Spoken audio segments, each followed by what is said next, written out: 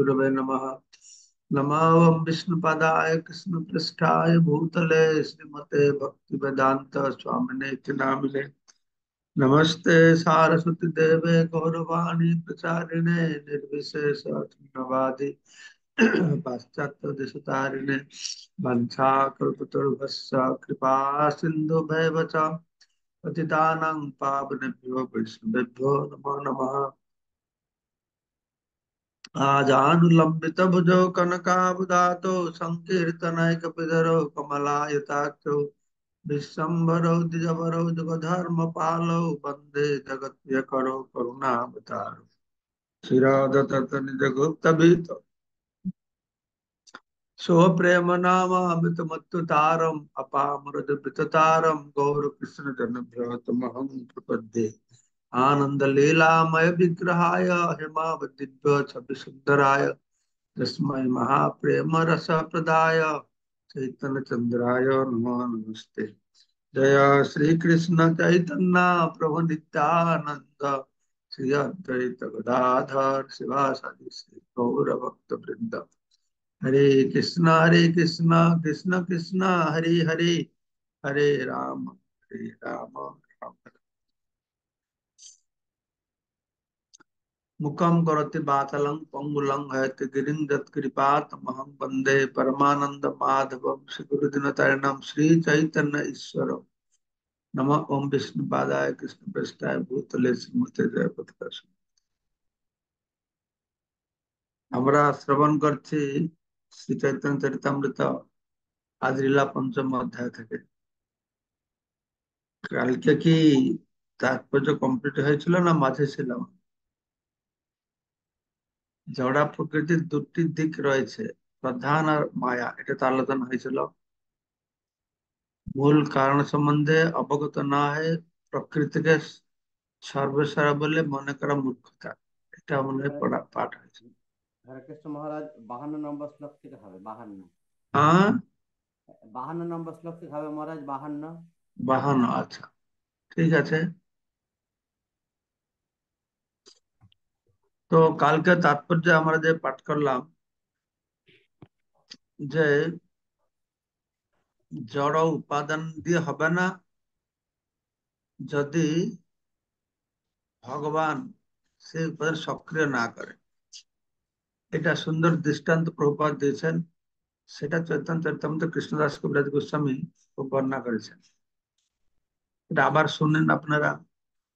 কুমার যখন মাটির দ্বারা একটি মাটির পাত্র তৈরি করে, তখন মাটির চাকা, তার যন্ত্র, সেই মৃৎ পাত্রটির সৃষ্টির পরোক্ষ কারণ, কিন্তু কুম্ভকার হচ্ছে মুখ্য কারণ।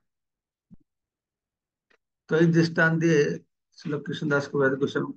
পরে কোন জায়গায় আমরা নিশ্চয় শ্রবণ করব। কারণ কারণ দুই প্রকারের আছে, এটা নিমিত্ত কারণ, এটা উপাদান কারণ। তো ভগবান হচ্ছেন নিমিত্ত কারণ, প্রকৃতি হচ্ছে উপাদান কারণ। কিন্তু আবার দেখতে গেলে ভগবানের নিমিত্ত কারণ, ভগবানের উপাদান কারণ, কারণ ভগবান থেকেই এ সমস্ত উপাদানগুলো আসছে প্রকৃতির মাধ্যমে। তো এই যে কুমারের কুম্ভকার কলস এটা তৈরি করছে, এই কলস তৈরির পিছনে দুটো কারণ আছে, নিমিত্ত কারণ ও উপাদান কারণ। উপাদান কারণ কি? উপাদান কারণ জল আর মাটি, এগুলো উপাদান কারণ, জল আর মাটি। আর সাহায্য করছে যে চাকা দিয়ে ঘুরায়, ওটা এটা হলো উপাদান কারণ। আর নিমিত্ত কারণটি কি? কুম্ভকার স্বয়ং, তার সংকল্প, তার হাত না লাগলে এই মাটি জল সব থাকবে, তার হাত না লাগলে তো কিছু কলসে পরিণত হবে না, তো তাকে নিমিত্ত কারণ বলা।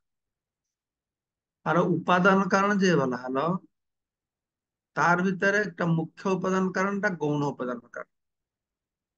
কলসের মুখ্য উপাদান কারণ হচ্ছে মাটি, মাটি না হলে হবে না, কিন্তু তার সঙ্গে জল মিশাতে হয়, তো গৌণ উপাদান কারণ।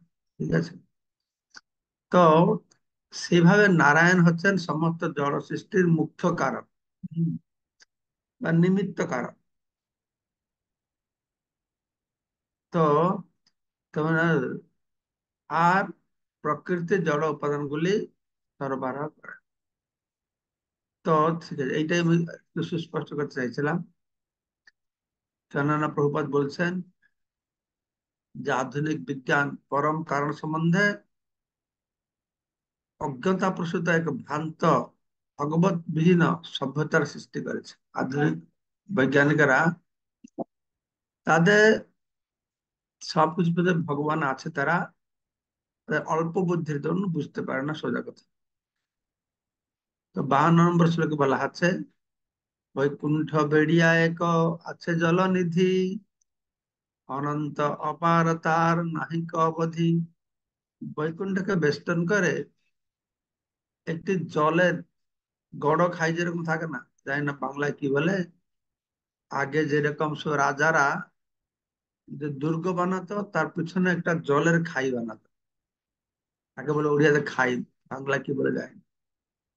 তো সেই রকম এটা জলের চারপাশে চারপাশে জলের একটা কি আছে, পুকুর তো নয়, জলের একটা আবরণ রয়েছে। কিন্তু এখানে দেখো, এখানে কি বলা হচ্ছে যে সেই জল যে রয়েছে, জলটা অনন্ত অপার।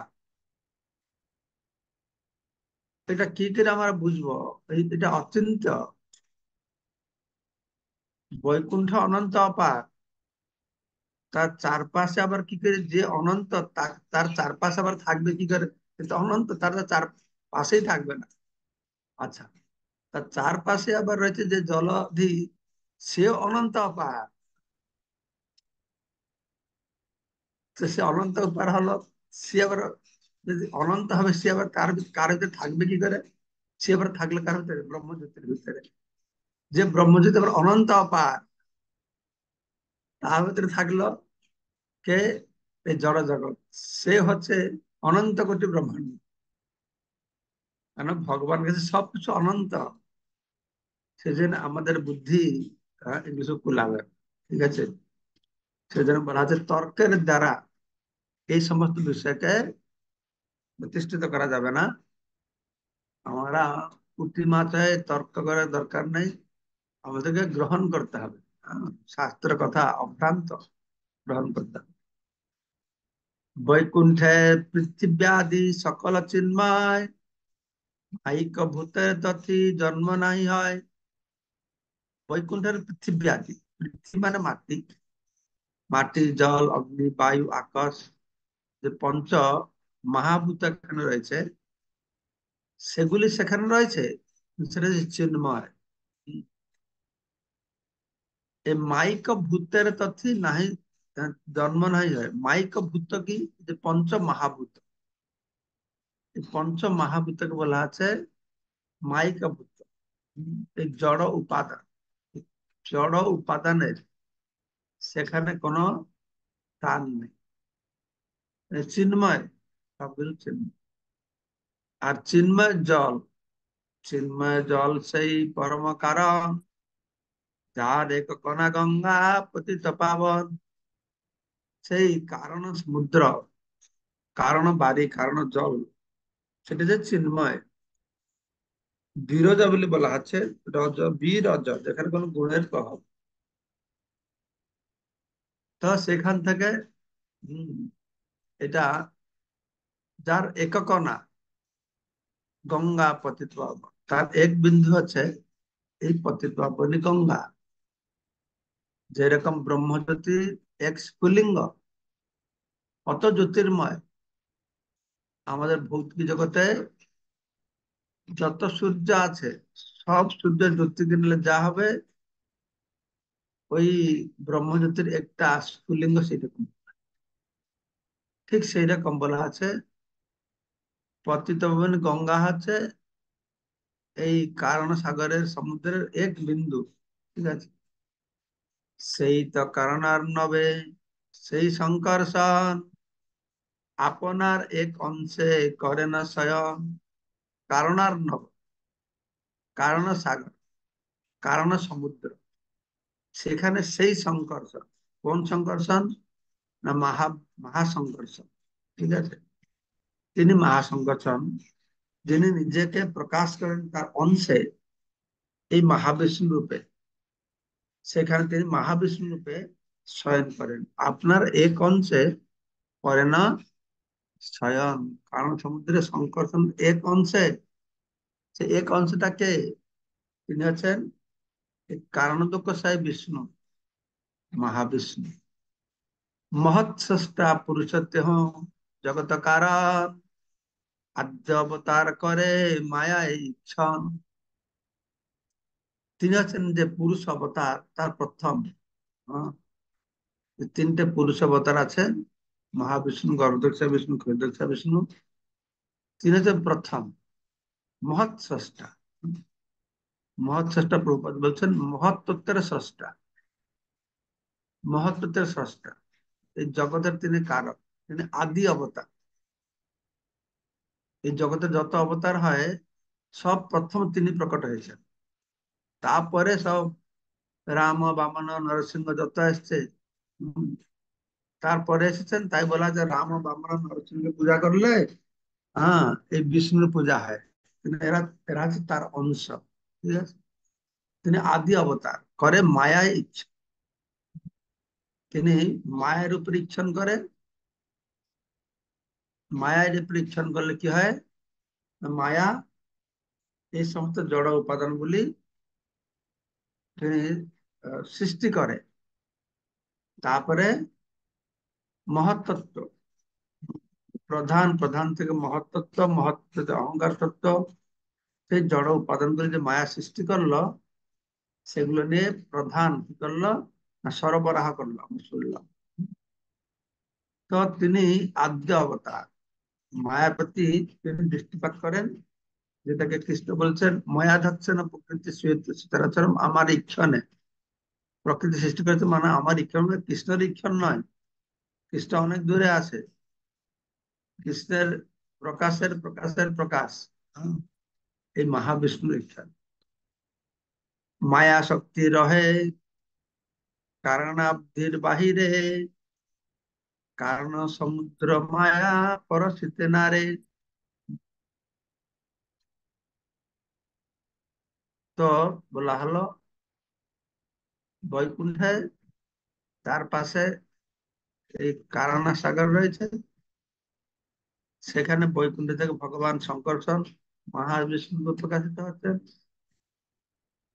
তো সে কারণ সাগরের বাহিরে আছে এই মায়া। কারণ সমুদ্র মায়া পরশিতে না, কারণ সমুদ্রের বহু দূরে, বহু দূরে থাকে মায়া শক্তি। কারণ কারণ সাগরের বহু দূরে থাকে, তাকে স্পর্শ করতে পারে। তো সেই তো মায়ার দুই বিধ অবস্থিত, যেটা তাৎপর্য বলা হয়েছিল। তো মায়ার দুই বিধ অবস্থিত, জগতের উপাদান, প্রধান ও প্রকৃতি। তো মায়ার দুই রকমের পরিস্থিতি অবস্থিত আছে। একটাকে বলা হচ্ছে প্রধান বা প্রকৃতি, তার জড় জগতের সমস্ত উপাদানগুলি সরবরাহ করে। সেখানে বলা হলো প্রকৃতি দুই প্রকারের, মায়া আর প্রধান। প্রধান সরবরাহ করে, মায়া সৃষ্টি করে।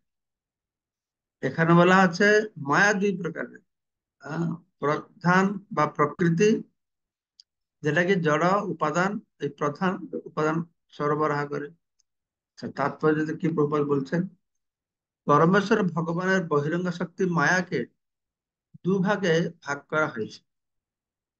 মায়া হচ্ছে জড় জগৎ, জড় সৃষ্টির কারণ এবং উপাদান মায়া। আমি মায়ার উপর একটা বই লিখেছি, ইংরেজিতে পাওয়া যাবে। Maya the divine energy of God, না এরকম কিছু একটা। যারা ইংলিশ জানেন সে বইটা পড়বেন। মায়ার পুঙ্খানুপুঙ্খ ব্যাখ্যা সে বইতে প্রকাশ করা হয়েছে, প্রভুপাদের বই থেকে নিয়ে। তো বলা হচ্ছে মায়া হচ্ছে জড় সৃষ্টির কারণ আর উপাদান। জড় সৃষ্টির কারণ রূপে তিনি মায়া, আর জড় সৃষ্টির সমস্ত উপাদান সরবরাহকারী রূপে তিনি হচ্ছেন প্রধান। ঠিক আছে? তো মায়াকে দুই ভাগে বিভক্ত করা হলো, একটি হচ্ছে মায়া আর একটি হচ্ছে প্রধান। তো এখানে বলেছেন আহ, এই প্রধান কি করে না, এই উপাদানগুলো সরবরাহ করে, আর মায়া এই উপাদানগুলি সৃষ্টির কারণ। মায়া হচ্ছে সৃষ্টির কারণ। তো এই সংজ্ঞাদের পরস্পর ভেদ শ্রীমদ ভাগবতে একাদশ স্কন্ধে বর্ণিত হয়েছে। এখানে আমরা তিনটি শব্দ স্মরণ করছি, মায়া, প্রকৃতি আর প্রধান। ঠিক আছে? তো এখানে জগতের উপাদান প্রধান প্রকৃতি, প্রধানকে প্রকৃতির সঙ্গে বলা হয়েছে, বলা হয়েছে সূক্ষ্ম প্রকৃতি প্রধান। ঠিক আছে? যেখান থেকে মহত্তত্বের প্রকাশ পায়। তো একাদশ স্কন্ধে একটি শ্লোক উদ্ধৃত করে প্রভুপাদ বোঝাতে চেষ্টা করছেন, শ্রীমদ ভাগবতে অন্যত্র এটা 11:24, 1 থেকে 4 সে শ্লোকগুলো এখানে প্রভুপাদ দেননি। আমরা পরে আপনারা একাদশ স্কন্ধ 11-24 অধ্যায় 1-4 শ্লোকগুলো পড়বেন, আমিও পড়বো, তাহলে আমরা এই ব্যাপারটা আর একটু সুস্পষ্ট হয়ে বুঝতে পারবো।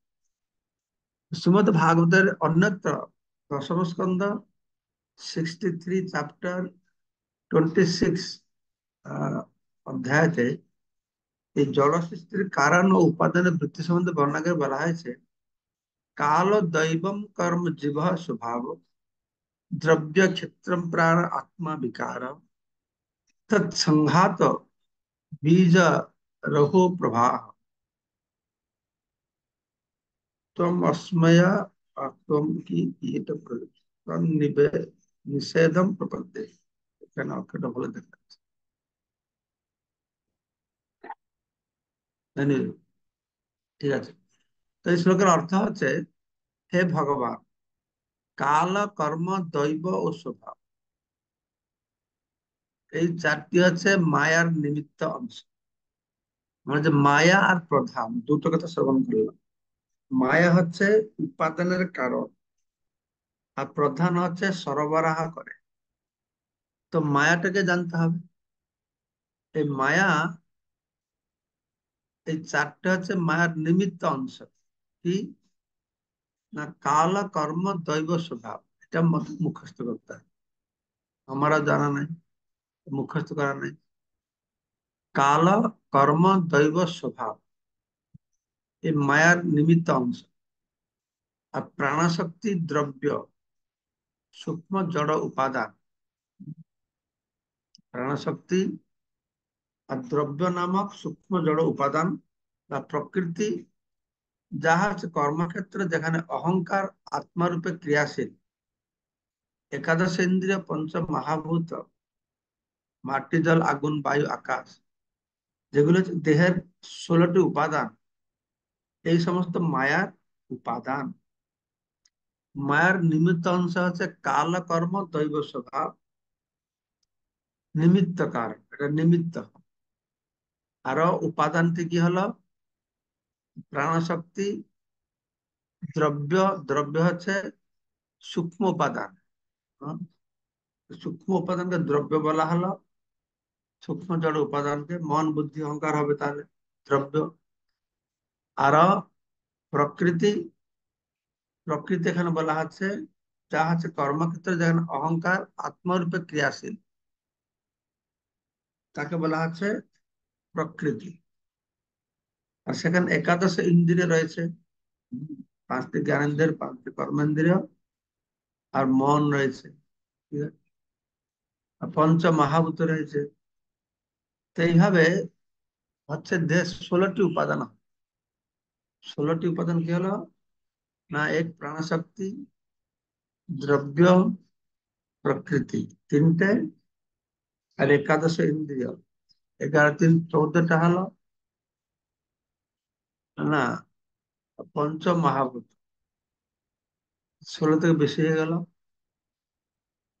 এটা কিভাবে করা হয়েছে? প্রাণশক্তি, দ্রব্য, তারপরে একাদশ ইন্দ্রিয়, পঞ্চ মহাভূত। এটা ঠিক ঠিকভাবে আমি বলতে পারছি না। Yes. পরে দেখবো এটা। দেহ থেকে বীজ রূপ কর্ম বা কর্ম থেকে অঙ্কুর রূপ দেহ, এরূপ পুনঃ পুনঃ প্রবাহ, এই কার্য কারণ ক্রম হচ্ছে মায়া। এই যে পুনরপি জন্মম পুনরপি মরণম পুনরপি জননী জঠরে শয়নম, কার্য আর কারণ। কার্য কারণটাকে না, আমরা যে দেহ লাভ করছি এটা হচ্ছে কার্য। এই দেহ লাভ করার কারণটা কি? না কর্ম। বীজ রূপ কর্ম, যে কিরকম দেহ ধারণ করবে এটা নির্ভর করে তার পূর্ব কর্মের উপরে। বীজ রূপ কর্ম, আবার কর্ম থেকে অঙ্কুর রূপ ধারণ করে দেহ। তো কর্মকে বীজ রূপে প্রকাশ করা হয়েছে আর দেহকে অঙ্কুর রূপে প্রকাশ করা হয়েছে। তো এরূপ পুনঃ পুনঃ প্রবাহ, বারংবার এই কার্য কারণ ক্রম হচ্ছে মায়া। কার্য হচ্ছে কারণ হচ্ছে, কার্য হচ্ছে কারণ হচ্ছে। এটা কর্মকে একটা শরীর পাচ্ছে, সেই শরীর যেরকম কর্ম করছে আরটা শরীর পাচ্ছে, সেই শরীরটা এটা হচ্ছে মায়া। হে প্রভু, আমাকে এই কার্যকারণের আবর্তন থেকে উদ্ধার করো। কার্যকারণ মানে কি? এই যে শরীর, কর্ম আর শরীর, কর্মরূপ কারণে যে কার্যরূপ শরীর পাচ্ছি, বারংবার পুনরপি জন্মম পুনরপি মরণম পুনরপি জননী জঠরে শয়নম, সেখান থেকে আপনি আমাকে উদ্ধার করুন। আমি আপনার শ্রী পাদ পদ্মের আরাধনা করি। তো জীব যদিও মায়ার নিমিত্ত অংশের প্রতি আসক্ত, তো জীবের মায়ের একটা নিমিত্ত অংশ জানলাম, আরো মায়ার উপাদান অংশ জানলাম। মায়ের নিমিত্ত অংশটি এখানে বলা হলো প্রাণশক্তি। না, মায়ের নিমিত্ত অংশ হচ্ছে কাল কর্ম দৈব স্বভাব। আর মায়ের উপাদান হচ্ছে প্রাণশক্তি, দ্রব্য নামক সূক্ষ্ম উপাদান, প্রকৃতি, একাদশ ইন্দ্রিয়, পঞ্চ মহাভূত। এটা কথা বলা হয়েছে। তো মায়ের নিমিত্ত অংশে 3টি শক্তি আছে। তো নিমিত্ত অংশের প্রতি জীব আসক্ত, তাহলে সে মায়ের উপাদান সমূহে পরিচালিত হচ্ছে। মায়ার নিমিত্ত অংশে 3টি শক্তি আছে, জ্ঞান, ইচ্ছা ও ক্রিয়া। মায়ের নিমিত্ত অংশে জ্ঞান, ইচ্ছা, ক্রিয়া 3টে শক্তি আছে। জড় উপাদান সমূহ প্রধান রূপে মায়ার প্রকাশ। এই জড় উপাদানগুলি মায়া থেকে প্রকাশিত হচ্ছে প্রধান রূপে, তবে প্রধান সবকিছু সরবরাহ করছে, ডিস্ট্রিবিউট করছে। তো পক্ষান্তরে মায়ার 3টি গুণ যখন সুপ্ত অবস্থায় থাকে, তখন তারা প্রকৃতি, অব্যক্ত ও প্রধান রূপে অবস্থান করে। মায়ার 3টে গুণ কি? সত্য, রজ, তম। এই 3টে গুণ এটা সুপ্ত অবস্থায় থাকে, তখন তাকে প্রকৃতি বা অব্যক্ত প্রধান রূপে অবস্থান করে। তখন তারা প্রকৃতি, অব্যক্ত, প্রধান। অব্যক্ত মানে ব্যক্ত হয় না, প্রকৃতি, সূক্ষ্ম প্রকৃতি বা প্রধান রূপে। তো অব্যক্ত প্রধানের আর একটি নাম। এই প্রধান যে সমস্ত জড় উপাদান সরবরাহ করে আমরা শুনলাম, সে তার আরেকটি হচ্ছে অব্যক্ত। অব্যক্ত স্তরে কি হয়? সেখানে বৈচিত্র্য বিহীন, অর্থাৎ সব সুপ্ত অবস্থায় থাকে, বৈচিত্র্য থাকে না। বৈচিত্র্য প্রকাশ হয় মায়ার প্রধান অংশের দ্বারা। তাই প্রধান নামক কারণ, প্রধান নামক প্রকাশ অব্যক্ত বা প্রকৃতি থেকে ଅଧିକ গুরুত্বপূর্ণ। তাই প্রধান নাম প্রকাশ অব্যক্ত বা প্রকৃতি থেকে অধিক গুরুত্বপূর্ণ। এটা একটু আমার বুঝতে পারছে না, পরে ধ্যান দিয়ে এটা পড়তে হবে। ঠিক আছে, আজকে থেকে আমাদের ট্রাইবাল কনভেনশন শুরু হচ্ছে। আমার তো ভাবলাম ভোট হচ্ছে, লোক হবে না, কিন্তু 2,500 ভক্ত, 2,500 থেকে 3,000 ট্রাইবাল ভক্ত আসছে। তো এই 3 দিন আমি একটু ব্যস্ত থাকবো। আজকে আমার ক্লাস আছে 8টায়, মায়াপুর টিভিতে হোক, আমার ফেসবুকে হোক। আজকে হচ্ছে বলরামের রাস পূর্ণিমা, আরো কৃষ্ণেরও বসন্ত রাস, শ্যামানন্দ পণ্ডিতের আবির্ভাব তিথি এই পূর্ণিমাতে হয়েছিল। আজকে বিশেষ পূর্ণিমা তিথি আছে, মধু পূর্ণিমা বলে। তো সেই সময় আমি ক্লাস দেব, যদি আপনারা ফ্রি থাকেন তো ক্লাস যোগদান করবেন। মায়াপুর টিভিতে, না তো পরবর্তী সময় আপনারা শুনতে পারবেন। তো এ নিয়ে কোনো যদি প্রশ্ন থাকে বলতে পারেন। এটা যা আমি বললাম পড়ে পড়ে, তা মনে রাখা কঠিন আছে, বোঝাও একটু কঠিন আছে। তবুও আমার একটু পরস্পর আলোচনা করলে তার একটু বেশি বুঝতে পারবো নাকি দেখি। হরে কৃষ্ণ মহারাজ, দণ্ডবত প্রণাম। ধন্যবাদ। মহারাজ, এই জড়া প্রকৃতির যে 16টা উপাদান, সেটা আমি একটু করে যদি আবার ক্রমটা বলতেন। এখানে যেটা লেখা আছে 16টা উপাদান কথা ভগবত গীতায় অন্য জায়গায় বর্ণনা করা হয়েছে। ওই 16টা উপাদান কি হবে, এখানে এখানে কি হবে 16টা হলো, আমার ঠিক ঠিক খেয়াল হচ্ছে না। 16টা উপাদান কি আমি দেখেছি, যেরকম একটা বর্ণনা কাছে 24 উপাদান, 24 মহাতত্ত্ব, তারপর বলে 16টা উপাদান। তো গীতায় বলা হলো কি, ভূমির অপর নলবায়ু খং মন বুদ্ধির পেছে অহংকার ইত্যাদি ভিন্ন প্রকৃতি অষ্টদা, 8টা উপাদান। ঠিক আছে, হ্যাঁ। 16টা উপাদানে কি কি ইনক্লুড হবে এটা দেখুন, আপনারা যদি কোনো বইতে পান বলবেন। তা আমি কিন্তু বলতে পারছি না কাকে নিয়ে 16টা উপাদান ধরেছে। ঠিক আছে, আচ্ছা তো জানা বিদ্যুৎ প্রভু আপনি জানেন যদি বলুন। মহারাজ, আমি ষাটতত্ত্ব বইয়ের মধ্যে যেগুলো পেয়েছি, আমি হিসাব করে 16টা উপাদান মিলাতে পারতেছি না। ওই আপনার ষাটতত্ত্ব একটা বই আছে ভগবত গীতার, 16টা উপাদান বর্ণনা করা আছে। ওখানে 16টা উপাদান বলেছে, কয়েকটা উল্লেখ করেছে, যেমন আপনি বলেছেন পঞ্চমহাভূত, একাদশ ইন্দ্রিয়। কিন্তু আমি সবগুলি হিসাব করে দেখতেছি, যেখানে 16টা মিলতেছে না। কতটা আছে? এখানে হয় কখনো 7টা দেখাচ্ছে, আবার কখনো দেখতেছি সবগুলো যদি আমি 11 10 ইন্দ্রিয় গুনি, পঞ্চমহাভূত গুনি, এরকম হলে আরো অনেকগুলো বেশি হয়ে যাচ্ছে। আহ, সবগুলো মিলালে 24টা হবে, কিন্তু 16টার ভিতরে কোনটা ইনক্লুড হয়েছে দেখতে হবে। ঠিক আছে, তারপরে বলুন বিদ্যুৎ প্রভু বলুন।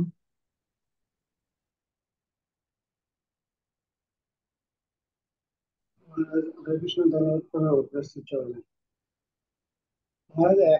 একাদশ ইন্দ্রিয় আমার মনে হচ্ছে যে পঞ্চ কর্মেন্দ্রিয়, পঞ্চ জ্ঞানেন্দ্রিয় আর মন, এই নিয়ে একাদশ আর পঞ্চ মহাভূত হতে পারে।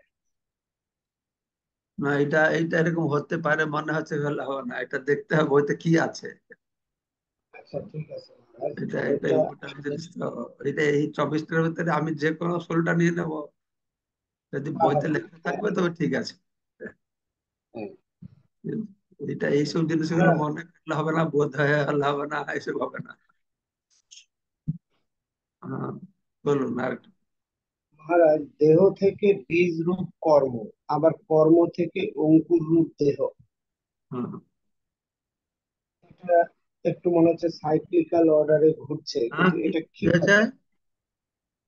মানে দেহ থেকে বীজ রূপ কর্ম, আবার কর্ম থেকে অঙ্কুর রূপ দেহ, হ্যাঁ, এটা বাস্তবে কোনো কোনো প্রভাব কিভাবে হচ্ছে? মানে এটা কি এমন যে আমার কর্মের মাধ্যমে বা আমার ইয়ে থেকে আবার যে জীব সৃষ্টি হচ্ছে, আবার সেখান সৃষ্টি থেকে হয় না রে আবার বাবা, জীব এরকম? সৃষ্টি হয় না, জীব কোনদিনই সৃষ্টি হয় না। জীব এটা দেহ পায় কর্ম থেকে, কর্মরূপ বীজ থেকে অঙ্কুরূপ দেহ পেল। আর সে দেহ পেয়ে যে কর্ম করছে, হ্যাঁ, দেহে যে কর্ম করলো, সে কর্ম থেকে আরেকটা দেহ পেল। এটা জীব সৃষ্টি হচ্ছে না, দেহের সৃষ্টি হচ্ছে। হ্যাঁ, সে দেহটা হচ্ছে কি, দেহটাকে অঙ্কুর বলা আছে। কর্মটাকে বীজ বলা হচ্ছে। ঠিক আছে, বীজটা বা কর্মটা হলো কারণ, দেহটা হলো কার্য। আবার সেই দেহতে যে কর্ম করছে তার ফলে সেই কর্মটা হলো কারণ, আর একটা দেহ পাবে সেটা হবে কার্য। ঠিক আছে,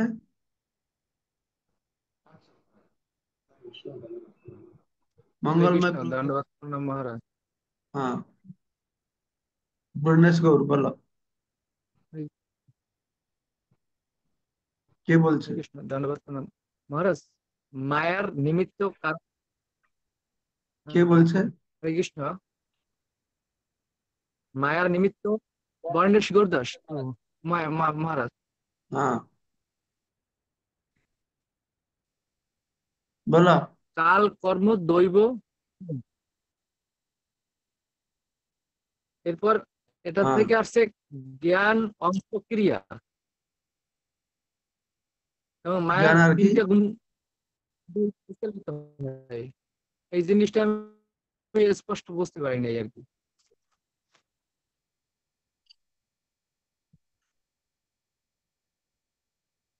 কোথায় এটা হরে গেল? কৃষ্ণ। কাল, কর্ম, হরে দৈব কৃষ্ণ আর স্বভাব, বাবা। হুম। চারটে হচ্ছে মায়ার নিমিত্ত অংশ। হ্যাঁ, নিমিত্ত অংশ। ঠিক আছে,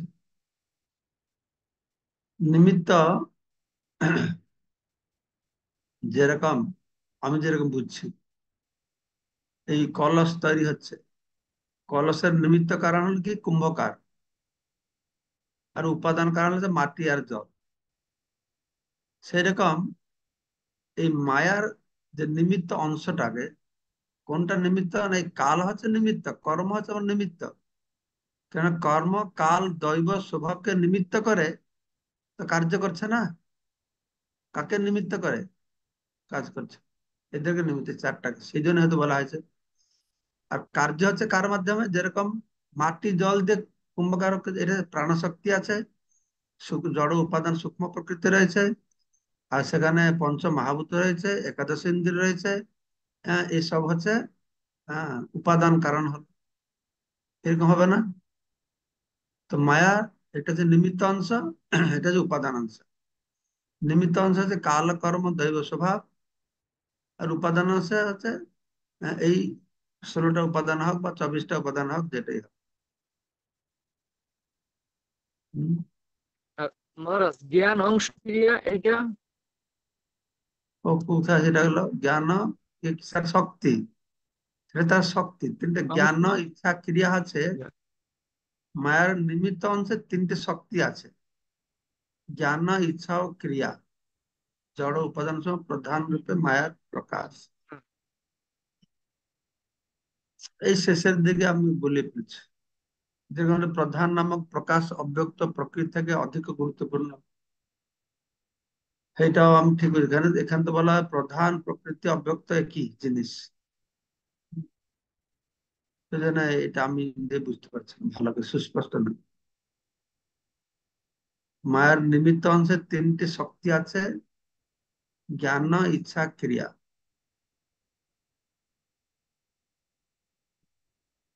যেরকম এই এই এই সম্পর্কে যাই না, কিন্তু ভগবান যেরকম বলা আছে, কৃষ্ণ, ব্রজেন্দ্র কৃষ্ণ হচ্ছে ইচ্ছা শক্তি, বাসুদেব কৃষ্ণ হচ্ছে জ্ঞান শক্তি, বলরামের মধ্যে হচ্ছে ক্রিয়া শক্তি, এটা বলা হয়েছে। আর স্বাভাविक জ্ঞান বল ক্রিয়া च পরাশ শক্তির বিবিধ বিষয়তে স্বাভাविक জ্ঞান বল ক্রিয়া च। এই জানি, এই সম্পর্কে আর বেশি সুস্পষ্ট কিছু বলতে পারবো না। তারপরে কি বলবে? হরে কৃষ্ণ মহারাজ, শ্রীচরণে হ্যাঁ, প্রণাম মহারাজ। বলুন। মহারাজ 24টা তত্ত্বের কথা শ্রীমদ্ ভগবদ গীতার যখন আপনি ও বলছিলেন, শোনা যাচ্ছে না তো।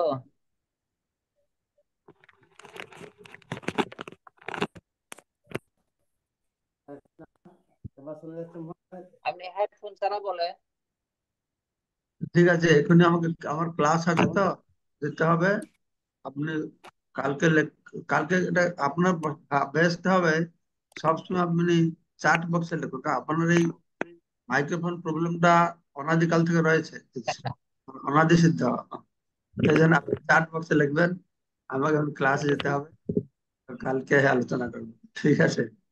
জয় হরে কৃষ্ণ। বাঞ্ছা কল্পতরুভ্যশ্চ কৃপা कृपा सिन्धुभ्यः पतितानां पावनेभ्यो वैष्णवेभ्यो नमः।